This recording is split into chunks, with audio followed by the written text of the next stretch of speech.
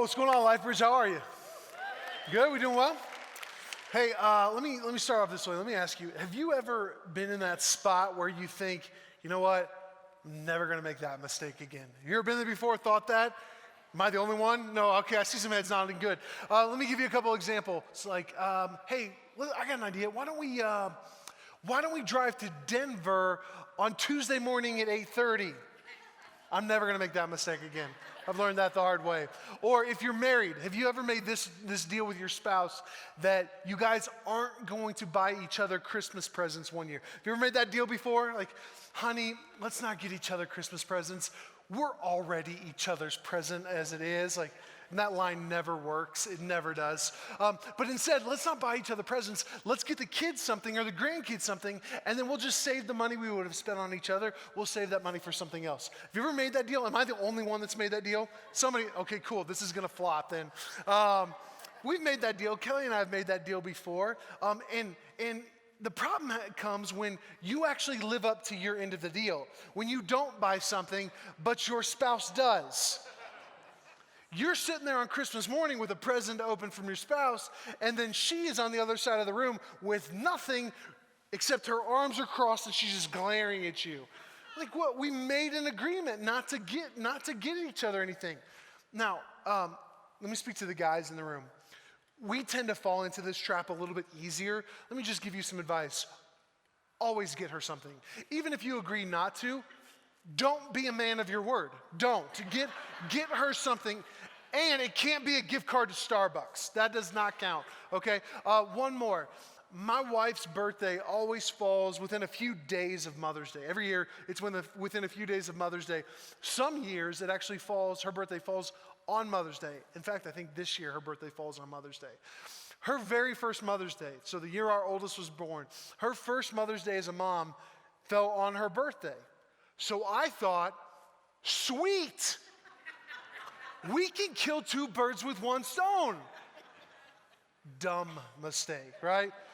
My thinking was we can just combine her birthday and Mother's Day into one. It's perfect. That makes a lot of sense. We can be efficient. And guys, some of you might be thinking right now, yeah, that's logical. That's efficient. What's the problem?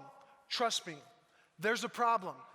In almost 15 years of marriage, I've learned that our logic is not their logic, and their logic usually wins out. This is a mistake I'll never make again. So I combined her birthday and Mother's Day. I remember some of her friends just rolling their eyes at me and shaking their head. And my sister, in all of her grace and all of her tact, just said to me, "You're an idiot." Like what? Like, what did I do? So towards the end of the day, I finally caught wind that I may have screwed something up here and got that hint. And I went and asked Kelly, like, "Hey, did I do something wrong?" Now, Kelly, she is so gracious. She is not high maintenance at all. She's going to be the one that just lets stuff roll off her shoulders, and she'll smile and say thank you. Like, "Oh, I appreciate that so much." But that doesn't mean that she doesn't care. So I asked her, did I do something wrong? And she said, very gently, very softly, she paused, she collected herself, and she said, "I was disappointed." It's like, ouch. Like, you don't want to hear that from your wife. You don't want to disappoint her on Mother's Day or her birthday.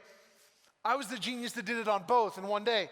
So every few years, I have the opportunity to make that same mistake. This May, I'm going to have the opportunity to make the same mistake. You all can keep me accountable, but that's a mistake I'm never going to make again. And that's always a declaration of growth, right? Like, you're saying that, hey, I've learned from this. I've taken steps forward. I've changed. I'm not going to fail in the same way again. But isn't it funny that failures from our past, things that we've struggled with, mistakes we've made, they tend to come back. They tend to present themselves in the future as an opportunity to do the same thing. Think about something that you've struggled with. What's a temptation that you've fallen into?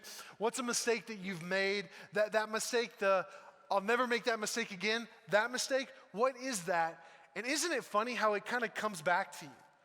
It tends to present itself as just another opportunity for you to do the same thing. All of a sudden, you find yourself in the same situation. You find yourself facing the same temptation. You find yourself right in front of the same mistake all over again. So what are you going to do? This is a really telling moment when this happens. Are you going to make the mistake all over again? Or if not, then you've changed. So where did that change actually come from? Like so far in this series, this series that we're actually going to close out today, every single story that we've seen, there's been personal transformation. So Mary was this scared teenage girl who transforms into the most humble and famous mom in history. Then you got Jacob, who was just this weak cheater who changes into this MMA-style fighter and becomes a patriarch of a nation. You got Hezekiah, who was really this Teddy Roosevelt-type leader who ends up changing into this prideful me monster that tanks the kingdom for the generation coming after him. Then you've got Rahab, who was this prostitute, and she changed into a co-conspirator in a spy ring. And then you got Ruth. Ruth was this unwanted immigrant who changes into the pillar of a powerhouse family dynasty. Some of them changed in a really good direction. Others, not so much. They went in the opposite direction. Every single one of us is going to change as a person. Personal transformation is always happening. You cannot stop it. You never stay static. You are changing as a person. I mean, we can illustrate this physically. Have you ever seen one of those time-lapse videos of a person? Usually like 3 to 4 minutes long, and it starts off with headshots of a person as a kid, and then it just progresses until they're much older. Really quickly, you just get to see them change physically. You get to see them age. Those are pretty cool videos. Some people, they age really well. Others, not so much, just not so much. I'm not pointing at any of you in this room, but other people outside of this room, they don't age very well.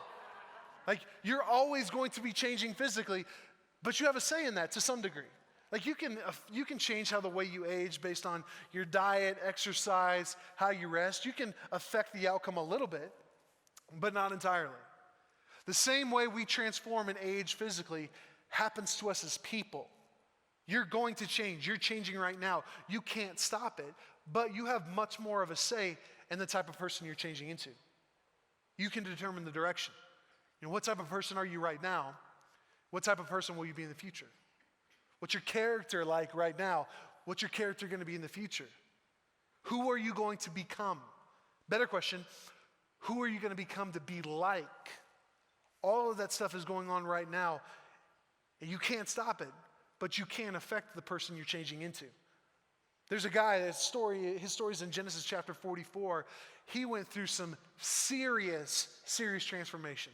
In fact, I think he changes as a person more than anybody else than we see in these stories in Jesus' family tree. His story, he's listed in Matthew chapter 1, verse 2. It says, Abraham was the father of Isaac, Isaac was the father of Jacob, and Jacob was the father of Judah and his brothers. Judah was just, like, honestly, he was a snake of a guy. Like, just the stuff he did was awful. We're not even going to cover some of it today. We don't have time to cover all the jacked up stuff that Judah did. But then he transformed from being this snake of a guy into a lion in the best sense of the word. In fact, I don't know if you know this or not, but one of the names that gets attached to Jesus is the Lion of Judah. Judah went through some serious transformation. So Judah was one of Jacob's sons. Jacob, we talked about earlier in the series, Jacob had 12 sons. Judah was 4, number 4.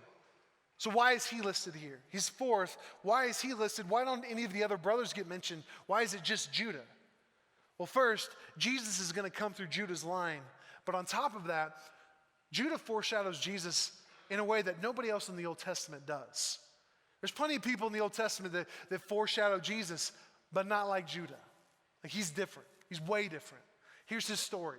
He was a natural born leader. Judah was a leader. He had a voice. He had influence. When he spoke, people followed. People listened. That was a good thing and a bad thing. When your character is strong, when you have good character, then as a leader, your voice and your influence can really be the light that guides the way for people. But if your character is less than stellar, then your voice and your influence as a leader, you'll burn the place down. Like, that was Judah. Jacob had 12 sons, and one of the mistakes, one of the mess-ups that Jacob made was he had favorites, and all of his kids knew it. Jacob's favorite son was the 11th. His name was Joseph, Judah's younger brother, and all of the other brothers, they knew that was daddy's favorite. Joseph got the cush jobs. Man, while they were out doing the hard manual labor jobs in the family business, Joseph got the easy stuff. Daddy gave him really nice gifts that he didn't give anybody else. Jacob gives Joseph this amazing coat that would have been really, really expensive. He gives that to Joseph, and he doesn't give any of his sons anything else. Like, how do you think that's going to go over? You know, if your idea of being a doting father at Christmas is to give one of your sons the new iPhone, and the other 11, they get $15 gift cards at Starbucks, that's going to create some tension between brothers, isn't it? On top of that, if that wasn't enough, if having favorites doesn't create a bad enough family dynamic as a father, well, Joseph added fuel to the fire. He wasn't any better. He lacked some serious social awareness. Joseph would do things like go out and visit his brothers in the fields when they were working, which just reminded them that he didn't have to do hard work. He would go out there wearing his amazing coat, which just felt like he was flaunting it in front of his brothers, reminding them that they didn't get anything like that from daddy, but Joseph did. He'd go out there and wearing his coat, and he'd go out there and start telling them dreams that he was having. He would say, hey guys, I had this dream last night. Well, hold on, let me adjust my coat. I don't know, have you ever worn one of these? Let me adjust my coat. I had this dream last night, guys, where y'all were bowing down to me and submitting to me. I don't know, I just thought you should know that. That was interesting to me. Now, even if that's true, which by the way, it actually was true, but that's a different story for a different day. Even if that's true, it's probably not a good idea to tell your 10 older brothers who all think you are a stuck-up, spoiled daddy's boy who gets whatever he wants and they get the shaft. Probably not a good idea to tell them that they're going to bow down and submit to you. I don't think that's going to go over well. A little bit of social intelligence, a little EQ would have told Joseph, hey, just keep your mouth shut. He didn't have that. He just blurted everything out. And the brothers had enough. They were done with it. So one day Joseph goes out to the fields to visit his brothers. Can't find him yet, but his brothers see him coming way off in the distance. Before he gets there, while he's coming, they decide, you know what? Today's the day we're going to do something about Joseph. No more listening to dreams. No more daddy's favorite. No more looking at this amazing coat that we never got. Today we're taking care of Joseph. So there's some debate on what they actually should do with him. Some of the brothers, they want to kill him. Let's just kill him. And then some of the other brothers say, you know what, guys, I think that's a little too extreme. You think? So when Joseph gets there, they grab him, they rip his coat off of him, and they throw him in a pit. Now they got to figure out what to do with him. So while Joseph's here in this pit, they sit down to have dinner. And while they're having dinner, they just think, what are we going to do with him? And then after a while, Judah speaks up. He says, guys, I know what we should do with our precious baby brother Joseph. If we kill him, then we get nothing out of that. Granted, he's gone, but we get nothing from that. That's dumb. Instead, let's get rid of him for good in a way that we get something out of it for our good. All the brothers are like, all right, Judah, what do you got in mind? And Judah says, let's sell him as a slave. Now, I have a younger brother. I wasn't always the best older brother. I know you're probably shocked to hear that. Wasn't always the best older brother. I had my days, good days and bad days. One particular day, I ran over my brother with a go-kart. Ran right over the top of him. Forensic evidence is inconclusive, though, as to whether or not he had enough time to get out of the way or I did it intentionally. I guess we'll never know the truth to that story. He's 1,000 miles away. I can tell it now. So I ran him over with a go-kart. Not a highlight in my resume of being a big brother, but I never tried to sell him as a slave. I may have thought it once or twice, but I never tried to sell my brother as a slave. Not Judah. He says, guys, let's sell him as a slave. And they all listened to him because he had influence. He had a voice. He was a leader. They went along with it. So there's a caravan of traders passing nearby that are heading on their way to Egypt. And they say, hey, they go over and meet these guys and say, hey, we've got a slave we can sell you. We'll sell him to you for, how about 20 pieces of silver? And think about how that must have felt for Joseph. Try to put yourself in that situation. You went in to meet your brothers. Hey, I want to have dinner with my brothers. Even though I kind of don't think before I speak. I'm going to go meet with my brothers. And then when you get there, they grab you. They rip this coat off of you, this coat that you loved. There was a gift from your father. They rip it off of you. They throw you in a pit, and they leave you there for a while. And then after a while, they drag you out of this pit. You're scraped, you're bleeding, you're bruised. And they go and walk over to this group of strangers that you don't know who they are, this caravan that's going to Egypt, and they're holding you in front of these people. You got two of your older brothers holding both of your arms while your other brother Judah is counting out the silver. 17, 18, 19, 20. Okay, he's yours. And then they push you into this group of strangers that you don't know, and now you're a slave. What just happened? Man, fast forward through a lot. We're talking decades. One day we'll do an entire series on Joseph because his story is just incredible. It's one of my favorite in all of Scripture. But Joseph doesn't stay a slave. He doesn't stay a slave. In fact, he rises to the second most powerful position in all of Egypt, just under Pharaoh. And at that time, Egypt was the world superpower. Egypt at that time was the United States. So Joseph's now the second most powerful man in the world. And a global famine hits. Egypt's the only place that has any food, and Joseph's in charge of all of it. So his brothers, they leave Canaan to go look for food. They hear there's food in Egypt, so they go to Egypt to buy food. They're standing in front of the second most powerful man in the world. They're standing in front of their brother, Joseph, trying to buy food, and they have no idea who he is. They have no clue. They don't recognize him. It's been years since they sold him as a slave. In fact, they assume he's dead. They think he's dead. But Joseph knows exactly who they are. He knows who's standing in front of him. And he wants to see if they've changed. He wants to see, are these the same selfish, slave-trading brothers of mine? Or are they different?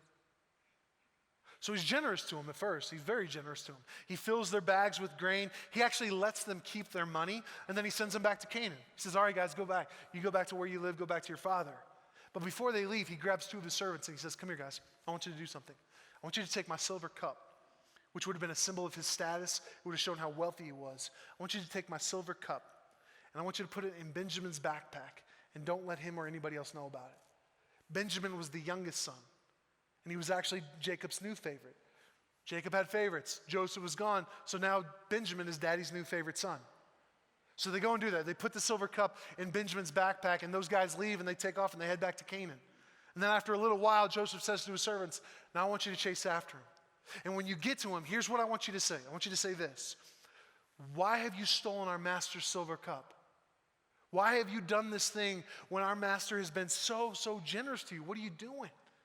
So they leave, they go, and they catch up to the brothers, and they say this to him, and the brothers are confused. They're like, what are you talking about? Like, why are we being accused of this? We didn't steal anything. Why would we steal your master's silver cup? That doesn't make any sense. In fact, search our stuff if you want. You can search through all of our stuff. You're not going to find it. If you do, here's what we promise. If you happen to find it, whoever's bag it's in, you can kill that man, and the rest of us will become your slaves. It's a bold bet. They're confident. This is going to go really poorly for them. So the servants, they start searching through each bag, one by one. And they find nothing. After each bag that they search through, the guys get a little bit more confident, and they're thinking, I don't know why they accused us. Maybe they had other house guests that stole at one point, so they're a little touchy, but whatever. So they're searching through all the bags, and they get to the last bag. Happens to be Benjamin's bag. And they're searching through it, they're searching through it, looking for it. And as they're doing that, the brothers are over here looking at their clocks, their watch, saying, you know what, if they don't hurry up, we're gonna get stuck in traffic. Let's go, guys. And they're searching through the bag, and then finally they find it. And they pull out the silver cup, and they hold it in front of the brothers. And they're beside themselves. They're devastated. This is, they tear their clothes, they fall down weeping because they know what they just committed themselves to. So the servants, they grab Benjamin and they start heading back towards Egypt, and so do the brothers. They follow him. They go straight to Joseph's house. And when they get to Joseph's house, Judah steps up. Judah speaks for all of them. And he says this in verse 16. Hey, what can I say to you? Like, how can we explain this? How can we prove our innocence? God is punishing us for our sins. Other translations, it says, God knows our guilt. We are guilty. He's acknowledging guilt. My Lord, we have all returned to be your slaves, all of us, not just our brother who had had your cup in his sack. No, Joseph said, I would never do such a thing. Only the man who stole the cup will be my slave. The rest of you may go to your father in peace. This is bad. This is really bad. But this is also an opportunity. Remember, past mistakes and failures tend to reappear and present themselves as opportunities. These guys are in a very, very similar situation. Once again, their younger brother has silver attached to him. Benjamin had Joseph's silver cup. Joseph was sold for 20 pieces of silver. Once again, their younger brother is about to become a slave, and they can do something about it. Only this time, the payoff is much bigger than 20 pieces of measly silver. This time, the payoff is their own freedom. For guys that were all about looking out for number one, for guys that cared about only themselves, this is a great deal. Give up our younger brother, who was just a boy at the time. Give up our younger brother for our own freedom. That sounds good. They'd already given up another brother for so much less. Once again, they're in the same spot where their daddy's favorite son, their younger brother, can become a slave, and they can do something about it. Are they going to make the same mistake? Are they going to let Benjamin become a slave? Or is somebody going to step up and be a savior? And think about what the scene would have been like in this room. They're on their knees in front of the second most powerful man in the world, pleading for their brother's life. Benjamin's over here in the corner with just tears streaming down his face. He's shaking because he thinks he's going to become a slave. He's got a servant, one on each side of him, holding onto his arms as they wait to hear what Joseph decides. And then after a long pause, Joseph says, Benjamin will be my slave. The rest of you can go free. Just screams echo out through the room. Benjamin's knees give out when he hears this. He falls to the ground. The brothers scream, no! As their brother is picked up off the ground by his arms and is escorted into another room. This is the worst thing that can happen. They're screaming no. Benjamin's screaming in terror as a young boy becomes a slave for the rest of his life. And then Judah speaks up one more time. He's got one more plea to give Joseph. This is where the lion comes out, maybe for the very first time. He speaks to Joseph in a way that you wouldn't do this to somebody in power. He could get killed for talking this way, but he doesn't back down. He's got boldness, he's got courage. He says this right to Joseph: I cannot go back to my father without the boy, without Benjamin. Our father's life is bound up in the boy's life. If he sees that the boy is not with us, our father will die. We, your servants, will indeed be responsible for sending that grieving white-haired man to his grave. My Lord, I guaranteed to my father that I would take care of the boy. I told him, if I don't bring him back to you, I will bear the blame forever. So please, my Lord, let me stay here as a slave instead of the boy, and let the boy return with his brothers. For how can I return to my father if the boy is not with me? I couldn't bear the anguish that this would cause my father. He says, take me. Joseph, take me instead. Let me take his place. This is Judah we're talking about. The same guy whose idea was to sell his brother into slavery now is willing to become a slave himself so that his other brother could go free. That's massive change. Massive change. And this is where I want us to lock in, because this is where it gets really, really applicable for us. Obviously, Judah has changed, right? I mean, he's being set up to see if he's changed. He's being set up to see if he's the same slave trader. He's being set up to see if he has the same nasty character. He's being set up to see if he will do something different, or he's the same guy. And not only does he make a change, he goes so far in the other direction. Now, for the first time in his life, Judah is thinking about what's best for other people, what's best for Benjamin, what's best for his father, despite what it means for himself. He willingly offers to be a substitute for Benjamin. He willingly says, I will take his place. He willingly steps in and says, I'll take his suffering. He willingly steps in and says, I'll take his punishment. He willingly steps in so that his brother could go free. Does that sound like anybody else to you? Judah is foreshadowing Jesus right here in a way that's almost, to me, scary. It's so similar. In the exact same way, Jesus has stepped in to be the substitute for every single one of us, you and for me. Every single one of us, no one is an exception in here.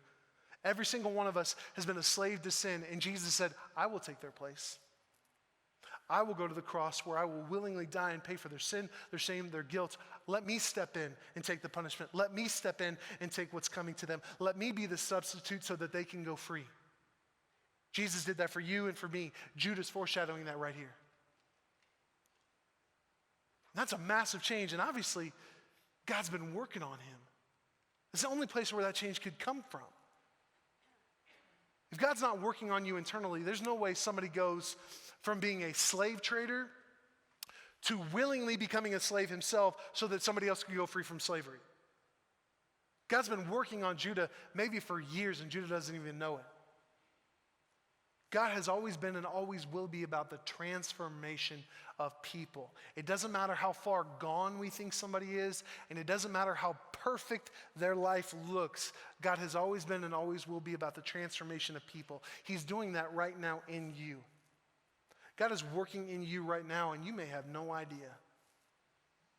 He may have been working on you for years. Seeds that were watered or planted, seeds that are being watered. God's working in your life right now, and you might not even realize it at all.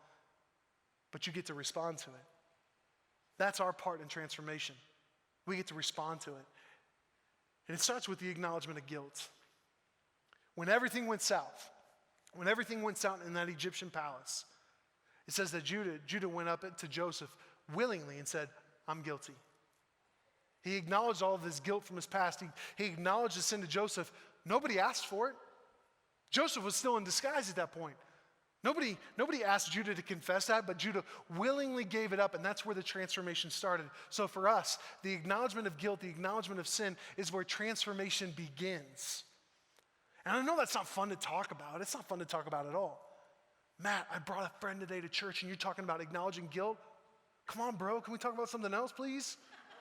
I get it, it's not fun, but it's truth. And I love you too much not to tell you the truth. And it's also a gift. Because the second you willingly acknowledge your guilt, willingly acknowledge your sin, that exact same second, Jesus declares you innocent. It happens bam, bam. And then we can see how this plays out in our everyday lives too, everyday relationships. Acknowledgement of guilt, acknowledgement of sin is what brings healing to relationships. Man, whenever you say to somebody that you're in a relationship with, hey, here's what I need to confess to you. Here's how I've wronged you. Here's what I need to own up to. Here's what I need to ask for forgiveness from. That's where that relationship can start healing. In fact, a relationship cannot heal unless that happens. And then it gets stronger.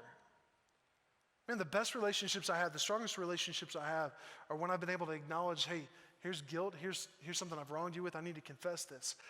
I was stupid and combined your birthday and Mother's Day. That was dumb. That was a joke. I'm just seeing if y'all are with me. But seriously, though, stuff that actually matters. Man, relationships that I've been able to be blessed with, where I've had to do that humiliating conversation and own up to something. Like, hey, here, brother, sister, here's how I've wronged you. Here's what I need to own up to. Here's what I need to ask your forgiveness for. That's hard. That's not a fun conversation at all. That can be humiliating. But there's healing that comes from that. Those relationships have scars, but those relationships could go through fire now. I could name people right now in my life that you don't know who they are. Relationships where we confess wrongs to each other.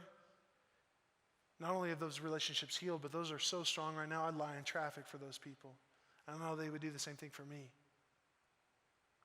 When you willingly offer acknowledgement of your guilt or your sin in a relationship, it brings healing, it brings freedom, it strengthens a relationship, it builds your character, and it's when people can start to build trust in you again. The same thing is true with Jesus. It just gets even better. The second you willingly acknowledge your guilt and sin to Jesus, he cannot help but respond to you with forgiveness and love. And sometimes I think we don't like to own things, or we don't want to, because we think, maybe subconsciously, that if I own this, then I got to be the one that fixes it.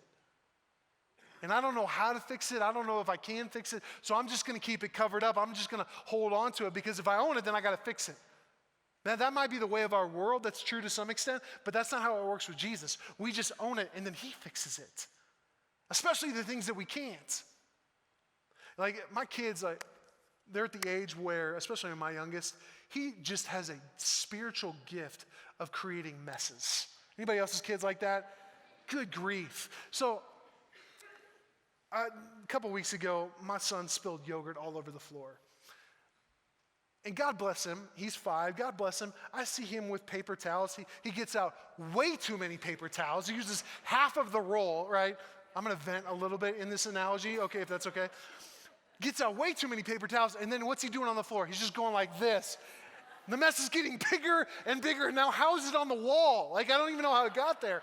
He's trying to fix it, but he can't. Who can fix it? Who can clean up the mess? Me. Kelly does it most of the time, but I can too. I can too. It's the same way with Jesus. You know what I want my 5-year-old to do right there? Daddy, I'm sorry I made a mess. Can you help me clean this up? You better believe it, buddy, absolutely. Come here, I love you. It's the same way with Jesus. When you own something, don't worry about fixing it. He'll do it for you if you ask him. Not confessing and acknowledging your guilt, your sin, that's like carrying a 300-pound pack up Long's Peak when nobody's asking you to do it. Jesus is like, what are you carrying this for? Man, I went to the cross. You don't have to carry this guilt. You don't have to carry this shame. You don't have to carry this sin anymore. I got it. I already paid for it. Drop it. I'll carry it for you. It's hard to do that if we don't understand the difference between conviction and guilt, because those are two very different things. Conviction and guilt, two different things. Conviction is actually an act of grace.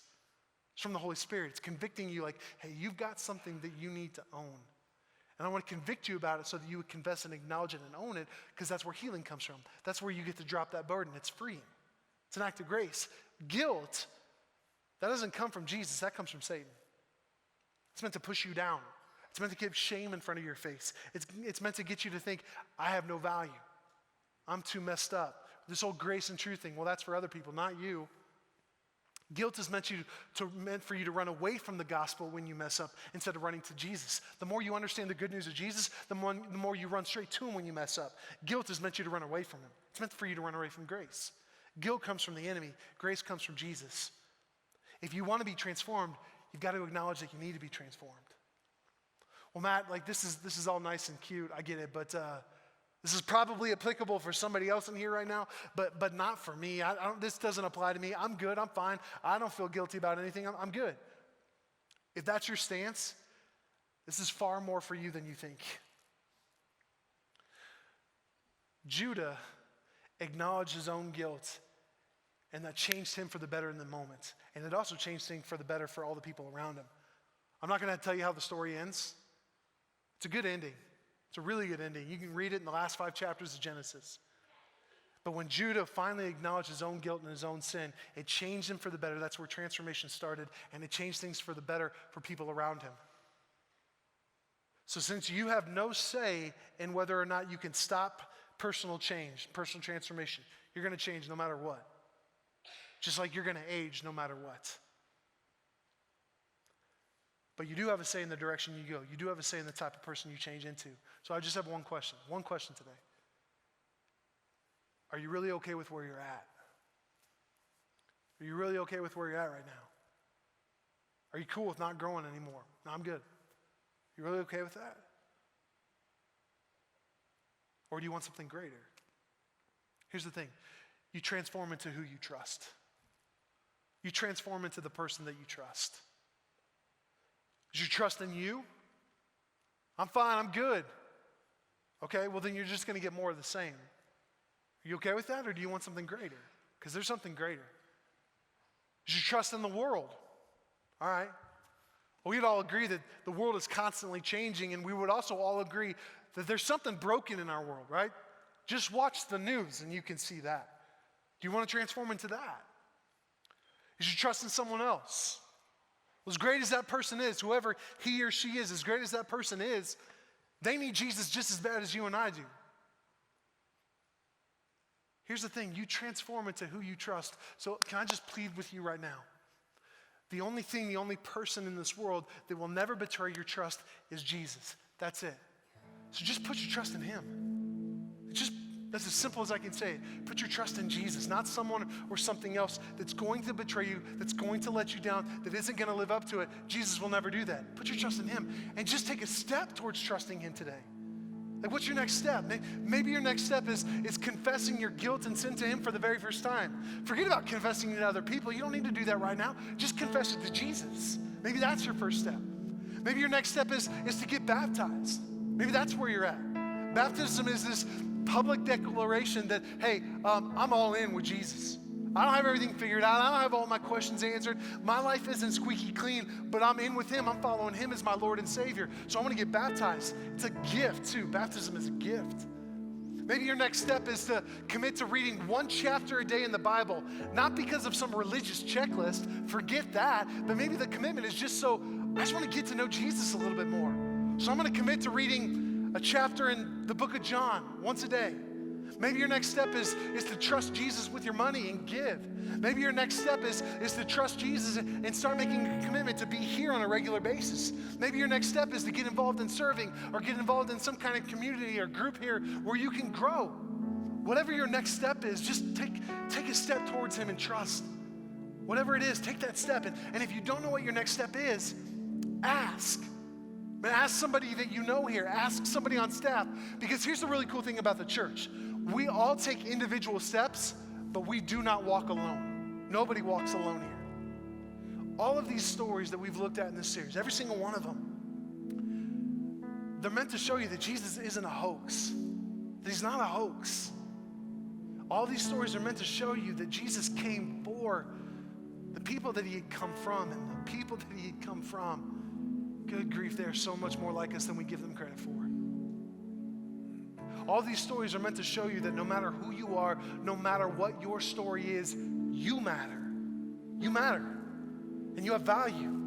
And there's a story being written by God that he wants you to be a part of. And all of these stories are meant to show you that the people that make up Jesus' family tree need him just as badly as you and I do. The story behind the story is that we all need Jesus. That's it. I just summed up 7 weeks in one sentence. That's the story behind the story, is that we all need Jesus. Your life is a story that is being continually written. Every week, every day, every hour, every minute, your story is still being written. And at the exact same time, Jesus is writing a story that goes so beyond anything that we can imagine. And it's a story that he wants you to be a part of. He's writing a story of redemption. He's writing a story of hope. He's writing a story of purpose. The only question is, are you willing to let go? Are you willing to let go and just give him the pen? Let go. Give him the pen and let him write you into the story, okay? All right, I love you.